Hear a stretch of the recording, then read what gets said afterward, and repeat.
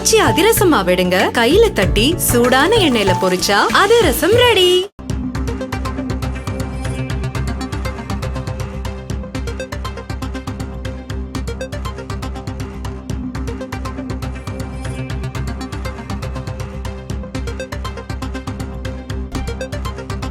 தமிழக வெற்றி கழக தலைவர் விஜய் நாளை கரூர் மற்றும் நாமக்கல் மாவட்டங்களில் பரப்புரை மேற்கொள்ள இருக்கும் நிலையில் பரப்புரை திட்டம் தற்போது வெளியிடப்பட்டிருக்கிறது. ஏற்கனவே கடந்த வாரம் நாகை திருவாரூரில் அவர் பரப்புரை மேற்கொண்டிருந்தார். சற்று நேரத்திற்கு முன்னதாக காவல்துறை கரூரில் பரப்புரை மேற்கொள்ள அனுமதி வழங்கியிருந்தது. இந்த சூழலில் விஜயின் பரப்புரை திட்டம் தற்போது வெளியாகியுள்ளது. நாமக்கல் KS திரையரங்கம் அருகே காலை 8:45 மணிக்கு விஜய் பரப்புரை மேற்கொள்வதாக அறிவிக்கப்பட்டிருக்கிறது. நாமக்கல் மற்றும் கரூர் மாவட்டங்களில் நாளை தமிழக வெற்றிக் கழக தலைவர் விஜய் பரப்புரை மேற்கொள்கிறார். அவர் எங்கெங்கெல்லாம் பேசுகிறார் என்பது தொடர்பான விவரங்கள் தற்போது வெளியாகியுள்ளன. அண்மை செய்தியாக பார்க்கிறோம். நாளை காலை KS திரையரங்கம் அருகே காலை 8:45 மணிக்கு அவர் பரப்புரை மேற்கொள்வார் என்று கூறப்பட்டிருக்கிறது. பிறகு கரூரில் உள்ள வேலுச்சாமிபுரத்தில் நண்பகல் 12 மணிக்கு பேசுவார் என்றும் தெரிவிக்கப்பட்டிருக்கிறது.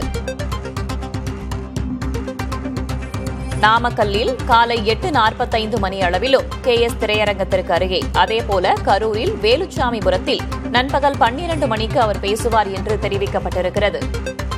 முன்னதாக கடந்த வாரம் நாகை மற்றும் திருவாரூரில் பிற்பகல் மற்றும் மாலையில் அவர் பரப்புரை மேற்கொண்டிருந்த நிலையில் நாளை காலை 8:45 மணி மற்றும் 12 மணி அளவில் அவர் பரப்புரை மேற்கொள்ள உள்ளதாக அறிவிக்கப்பட்டிருக்கிறது. கூடுதல் தகவல்களை வழங்குவதற்காக செய்தியாளர் சந்தானகுமார் இணைந்திருக்கிறார். சந்தானகுமார், விரிவா சொல்லுங்க. வேதவழி, தமிழக வெற்றி கழகத்தினுடைய தலைவர் கடந்த 2 வாரங்களாக சனிக்கிழமைகள்ல பிரச்சாரம் மேற்கொண்டிருக்கிற நிலையில கரூர் மற்றும் நாமக்கல்ல இதற்கு அனுமதி கடிதங்கள் வழங்கப்பட்டிருந்தது.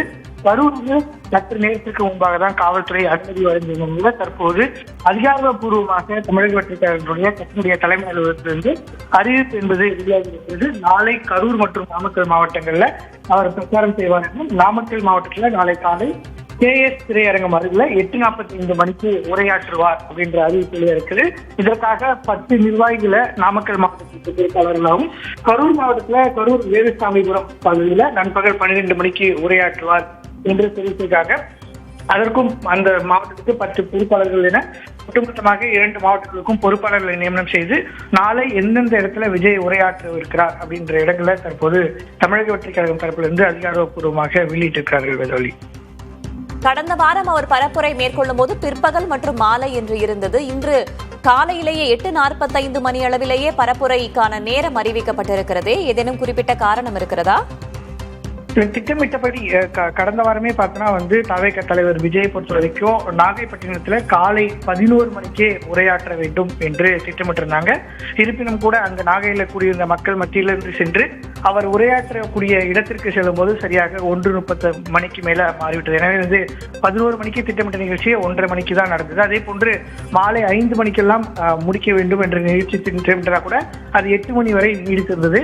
எனவே காலையில மிக விரைவாக இந்த நிகழ்ச்சி தொடங்கும் பட்சத்துலதான் 2 மாவட்டங்களிலும் மாலை 6 மணிக்கு முன்பாக முடிக்க முடியும் என்பதன் காரணமாக திட்டமிடல் காலை 8:45 மணிக்கே இருக்கிறது.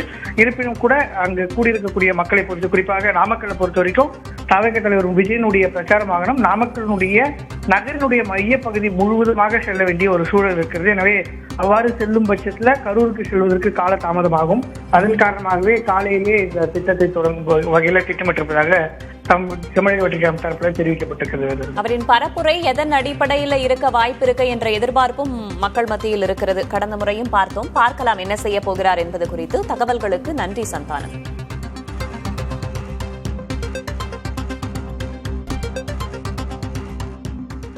ஆச்சி அதிரசமா விடுங்க, கையில தட்டி சூடான எண்ணெயில பொரிச்சா அதிரசம் ரெடி.